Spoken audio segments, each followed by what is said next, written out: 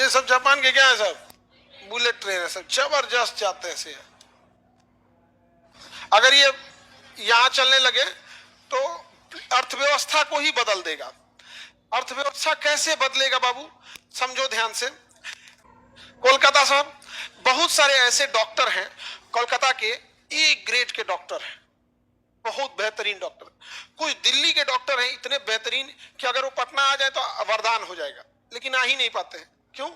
क्योंकि फ्लाइट तो है, बट फ्लाइट शहर के बाहर होता है एयरपोर्ट, वहां जाने ही है आपको 1 घंटा पहले। 1 घंटा पहले तो जाना ही है, और रास्ते में 2 घंटा लगता है आपको, ट्रैफिक वगैरह इस सब चीजों से। क्योंकि आप मार्जिन लेके चलेंगे ना, तो 3 घंटा तो बैठने से पहले ही लगा दिए।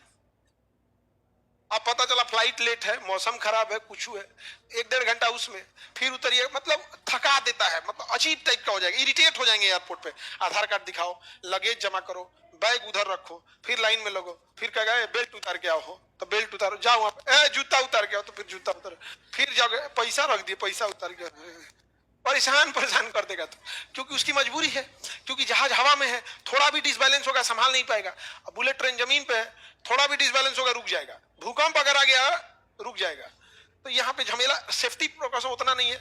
अगर ये बुलेट ट्रेन है, पटना कोलकाता से कोई आदमी बैठेगा 2 घंटा में पटना फेंक देगा। कोलकाता से कितने घंटे में? 2 घंटा। अमूमन डॉक्टर लोग अपने घर पहुंचते होंगे क्लिनिक से 1 घंटा बाद, रास्ते में लग जाता होगा। अगर अपने घर में 2 घंटा में सोचिए आ जाएगा कि नहीं जाएगा। कितने व्यापार हैं जो खटाखट यहां से हो जाएगा। दुर्गा पूजा में लोग, कलकत्ता का दुर्गा पूजा प्रसिद्ध है, अगर ये बुलेट ट्रेन रहे तो सब जना चल जाए, 2 घंटा तो लगेगा, चलो हो सवेरे चलते, दोपहर में चल लेते हैं। अच्छा, लोग ज्यादा बैठते हैं इसमें, रीजन समझो, टाइम नहीं लेता है तो सो कर जाने की जरूरत नहीं है, स्लीपर की जरूरत ही नहीं, टाइम ही नहीं ले, 2 घंटा के लिए कौन सो के जाएगा। और ट्रेन से जाओगे तब ना, कलकत्ता जाओगे, रात को बैठोगे तो सवेरे उठोगे, बैठल बैठल कमरे टूट जाएगा, तुरंत फेंक देगा यहां से, लाओ सवेरे बैठो, और कोई झमेला नहीं, नाश्ता करके जाओ और लौट के आओ, घरे खाना खा लो। तो ये ट्रेन नहीं है, एक अर्थव्यवस्था का बदलाव है। अर्थव्यवस्था क्या है? बदलाव है यहाँ पे। आज सपोज करो कि हमको गया जाना हो पढ़ाने, या रांची जाना हो पढ़ाने, आपको लगता है 6 घंटा लगेगा रांची के? रांची जाने में कितना लगेगा? 6 घंटा।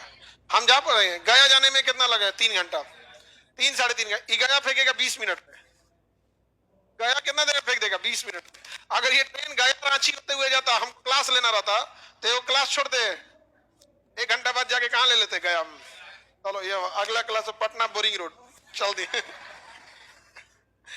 ये ट्रेन नहीं है, ये अर्थव्यवस्था है, अर्थव्यवस्था। भूकंप वगैरह आएगा सर, अगर भूकंप आया और एयरप्लेन फ्लाई कर रहा है तो उस पर कोई अर्थक्वेक का इफेक्ट पड़ेगा? ऊपर है अर्थक्वेक, नीचे ही कौन सी बात है भाई, कोई इफेक्ट नहीं पड़ेगा, कोई इफेक्ट नहीं पड़ेगा, समझ में गया। दूसरा, भूकंप से जमीन पर भी कौन सा असर पड़ता है? अगर खुले एरिया में है तब। भूकंप से असली डर तो यही है ना, कोई चीज आपके ऊपर ना गिर जाए। आप खेत में गेहूं रोप रहे हैं, धान रोप रहे हैं, भूकंप आ गया, क्या दिक्कत है आपको? क्या हो जाए? घर में ना दिक्कत होगा, खेतों में कोई दिक्कत है। अब भूकंप आता है तो लोग कहाँ भागते हैं? बाहर ही भागते हैं ना, खुला में भागते हैं। एयरपोर्ट क्या है? सबसे खुला जगह है। एयरपोर्ट पर लोग, वहां कुछ नहीं हो सकता है, एकदम खुला रखना है यहाँ पे एयरपोर्ट में। तो ये शिनकानसेन रेल मार्ग है, कहाँ है? जापान। बहुत तेज चलती है बुलेट ट्रेन, बहुत जबरदस्त।